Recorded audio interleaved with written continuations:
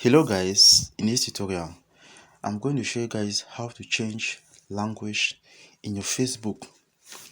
So if this is your first time visiting our channel, don't forget to subscribe and like so that you won't be able to miss our upcoming videos. So let's begin. So the first thing is that you simply need to log into your Facebook account.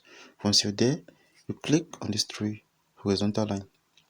So after which you scroll down and you click on what? Settings and policies. So after that, you scroll down, you are going to see language. Simply click on it. So guys, once you get here, you simply need to choose your language. Let's say French. It's going to automatically change the configuration of your Facebook account to French.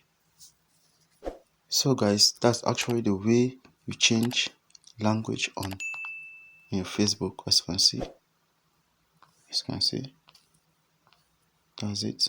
So thank you guys for watching. Don't forget to leave your comments in the comments section below.